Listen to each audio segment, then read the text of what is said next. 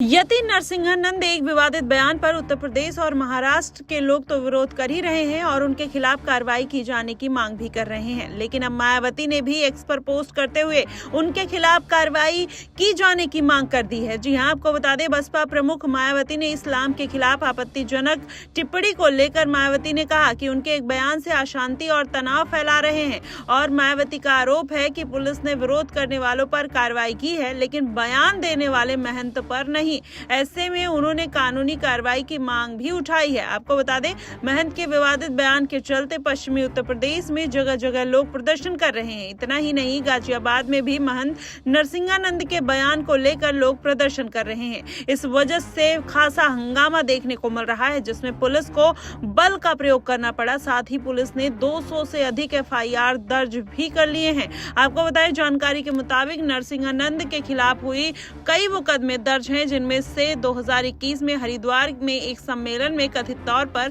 भड़काऊ भाषण देने का भी मामला शामिल है और फिलहाल अब वह जमानत पर बाहर थे। उनके करीबी सहयोगी और यति नरसिंहानंद सरस्वती फाउंडेशन की महासचिव उदिता त्यागी ने दावा किया है कि महंत को 29 सितंबर को गाजियाबाद को हिंदी भवन में आयोजित एक कार्यक्रम के दौरान आपत्तिजनक टिप्पणी करने के आरोप में हिरासत में ले लिया गया है और उन्हें कहां रखा गया है इसकी कोई जानकारी नहीं है। लेकिन अब मायावती ने जिस तरीके से अपनी प्रतिक्रिया दी है, आपको बता दें, मायावती लगातार इस बार के उपचुनाव में, चाहे उत्तर प्रदेश में है और अलग अलग राज्यों के विधानसभा चुनाव के लिए एक्टिव मोड में नजर आ रही हैं। ऐसे में यति नरसिंहानंद पर उनका ये बयान आना कहीं ना कहीं इस बात की तरफ इशारा करता है कि मायावती अब मुस्लिम वोटर्स को साधने का प्रयास कर रही है, क्योंकि ये पूरा मामला, विवादित बयान जो है वो मुस्लिम वोटर्स से जुड़ा हुआ है। ऐसे में मायावती अगर उनके लिए स्टैंड लेती हुई नजर आ रही है तो कहा यह जा रहा है कि ये पूरी तरीके से राजनीतिकरण है। मायावती अपनी पार्टी का जनाधार बचाने के लिए लगातार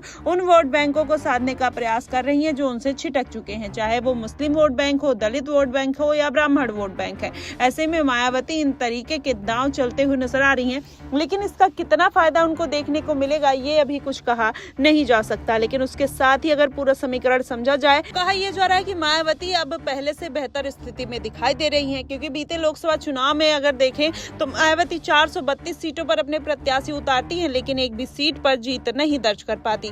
ऐसे में इस बार के विधानसभा चुनाव और उपचुनाव उत्तर प्रदेश में होने वाले हैं। मायावती अपना पूरा दमखम दिखाने का प्रयास कर रही हैं और तमाम उन छोटे मुद्दे को उठाते हुए नजर आ रही हैं जो उनकी पार्टी के लिए लाभदायक हो सकते हैं। और यही कारण है कि अब उन्होंने ये एक मुद्दा फिर से पकड़ लिया है, जिसमें अब वो किसी पार्टी विशेष को नहीं बल्कि यति नरसिंहानंद को कोसते हुए नजर आ रही हैं और उनके ऊपर एक्शन लेने की मांग करती हुई भी दिखाई दे रही हैं।